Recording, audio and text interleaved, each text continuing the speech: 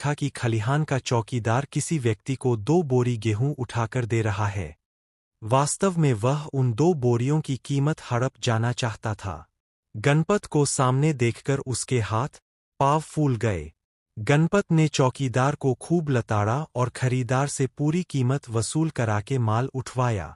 कुछ देर खलिहान में घूमने के बाद वह विशेष मुर्गे की तलाश में गौशाला की तरफ निकला।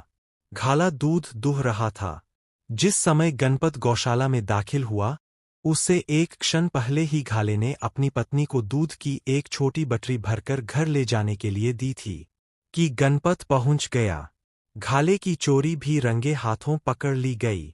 गणपत ने घाले को खूब फटकारा, फिर दोपहर बाद घर में आकर मिलने के लिए कहकर घर की ओर लौट आया। दिन भर की खोज, खलिहान और गौशाला में अपने नौकरों की हेराफेरी देखकर उसका मन खट्टा हो गया था। घर पहुंचकर उसने स्नान आदि किया और फिर खेतों की ओर जा निकला। सभी मजदूर ठाठ से बैठे गप्पे हाँक रहे थे। बैल खेती चर रहे थे, लेकिन किसी का ध्यान इस ओर नहीं था। गणपत ने छड़ी की सहायता से बैलों को एक ओर हाँकना शुरू किया तो उसकी आवाज सुनकर मजदूर वहां पहुंचे। सामने गणपत को देखकर सभी बहुत शर्मिंदा हुए। गणपत ने सभी को डांट फटकार लगाया और काम फिर से शुरू कराया। प्रेरणा का फल।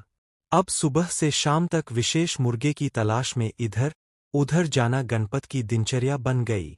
खोजते खोजते वह अपने काम के सभी स्थानों पर रोजाना चक्कर लगाने लगा। उसकी उपस्थिति का नौकरों पर अपेक्षित प्रभाव पड़ा।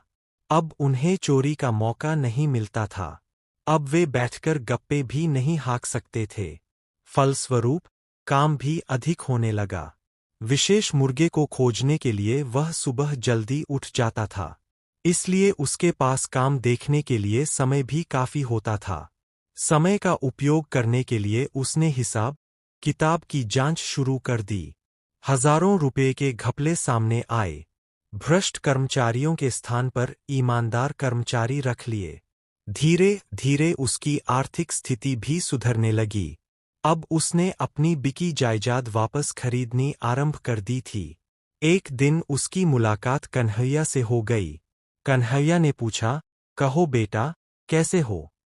गणपत बोला, आपका आशीर्वाद है चाचा जी। अब तो स्थिति काफी सुधर गई है। वास्तव में नौकर बेईमानी कर रहे थे। आपने बताया विशेष मुर्गे को खोजने के लिए मैं सुबह जल्दी उठ जाता हूँ। इस समय मुझे काफी समय मिल जाता है। इस समय में मैं जमींदारी का काम स्वयं देख लेता हूँ। फिर वह कुछ रुककर बोला, चाचा जी, मेरी आर्थिक स्थिति तो सुधर गई है, लेकिन मुझे कुबेर देवता के विशेष मुर्गे के दर्शन नहीं हो पाए। कन्हैया ने हंसते हुए कहा, बेटा, तुम तो कुबेर देवता के विशेष मुर्गे के रोजाना दर्शन करते हो। मैंने तुम्हें यह बताया था कि उस मुर्गे का रंग ऐसा है जैसा सूर्य उदय का रंग।